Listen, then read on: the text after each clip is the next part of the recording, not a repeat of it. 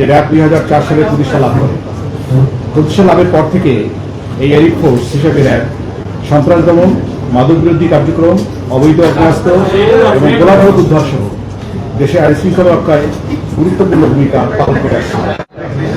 আপনারা জেনে আনন্দিত হবেন যে গত 90 দিনে র্যাব ফোর্সেস দেশের বিভিন্ন স্থানে অভিযান পরিচালনা করে 331টি অস্ত্র উদ্ধার এবং এতদ সংক্রান্তে 104 জন অভিযুক্তকে গ্রেফতার করেছে।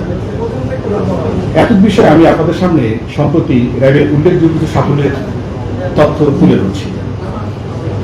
গত 8 ফেব্রুয়ারি 2026 তারিখে চাঁপাইনবাবগঞ্জ জেলার থেকে 6.27 কেজি গান পাউডার, 26 ফেব্রুয়ারি 2026 তারিখে সিলেটের জয়ন্তপুর এলাকা থেকে 60টি পাওয়ার জেল, 28টি নন ইলেকট্রিক ডেটোনেটর এবং 24 পিস ককটেল উদ্ধার করে দেয়।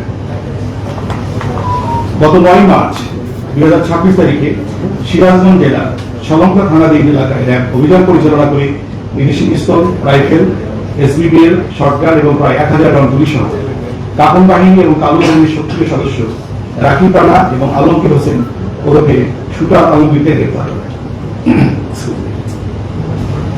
গত 10 মার্চ তারিখ মুন্সিগঞ্জ জেলার শ্রীরঙ্গ থানাধীন এলাকায় অভিযান পরিচালনা করে 2টি আগ্নেয়াস্ত্র, ম্যাগাজিন, তাজা কার্তুজ এবং 61টি রাউন্ড গুলি এবং 9টি ব্ল্যাঙ্ক কার্তুজ সহ 3 জনকে গ্রেফতার করেছে।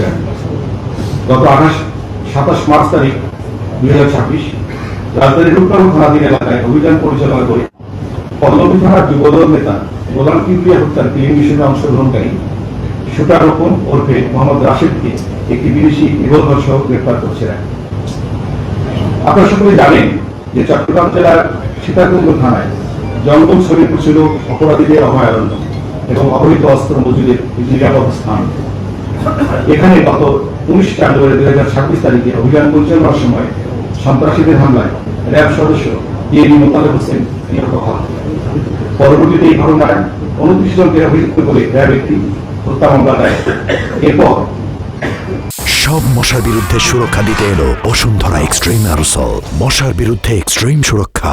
গত 9 মার্চ 2026 তারিখে শরীফপুর এলাকায় যৌথ অভিযান পরিচালনা করে পুলিশ এবং র্যাব যৌথভাবে সর্বমোট 20 জনকে গ্রেফতার করে এবং উল্লেখযোগ্য সংখ্যক বিদেশি পিস্তল, এসবিবিএল, পাইপ গান, এয়ার গান, তাজা অ্যামুনিশন, শটগানের কার্তুজ, গুলির খোসা এবং ম্যাগাজিন উদ্ধার করে। সম্মানিত সাংবাদিক বৃন্দ, হত্যা মামলায় গত 90 দিনে 484 জনকে গ্রেফতার করেছে। এক বিষয়ে আমি আরো একটি ঘটনা আপনাদের বছরে আনতে চাই।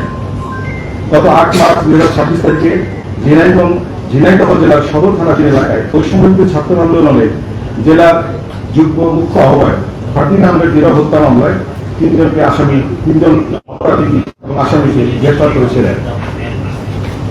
মাদারীপুর জেলার সদর থানাধীন এলাকায় সন্তান কর্তৃক পিতা মন্টু শিকদার হত্যা মামলার আসামি মোহাম্মদ সালেহ প্রকাশ ওরফে কাইম শিকদার এবং নাসির শিকদারকে গত 21 মার্চ তারিখে গ্রেফতার করেছিলেন। নারী এবং শিশু নির্যাতন আমাদের সমাজের একটি বহুল সমস্যা। সামাজিক এই সমস্যা নিরসনে র্যাব সবসময় গুরুত্বপূর্ণ ভূমিকা পালন করে আসছে। গত 3 মাসে রাজধানী ঢাকার কেরানীগঞ্জ, নরসিংদী, সুনামগঞ্জ, চট্টগ্রাম, যশোর, পাবনা, রংপুর সহ দেশের বিভিন্ন স্থানে সংঘটিত ধর্ষণের ঘটনায় অভিযুক্ত প্রায় 175 জনকে গ্রেফতার করেছিলেন। পাশাপাশি গত 90 দিনে 61 জন ছিনতাইকারী, 106 জন ডাকাত, 26 জন মানব পাচারী সহ ওয়ারেন্টভুক্ত আসামি, প্রতারক, চোরাকারবারি, জেল পলাতক, যানজট প্রস্তুতকারী এবং পর্নোগ্রাফি মামলায় 3473 জন অভিযুক্তকে গ্রেফতার করেছে। মাদক আমাদের সমাজের একটি অন্যতম বড় ব্যাধি। আপনারা জানেন মাদক বিস্তার রোধে র্যাব বদ্ধপরিকর। গত 90 দিনে র্যাব মাদক বিরোধী অভিযানে 24 কেজি অধিক হিরোইন, 7000 বোতল অধিক ফেন্সিডিল এবং 5000 কেজি গাঁজা এবং 15 লক্ষ পিস ইয়াবা সহ 4000 লিটার বিদেশি মদ সহ অন্যান্য আরো মাদক দ্রব্য উদ্ধার করে এবং এত সংখ্যকে প্রায় 1115 জনকে গ্রেফতার করে।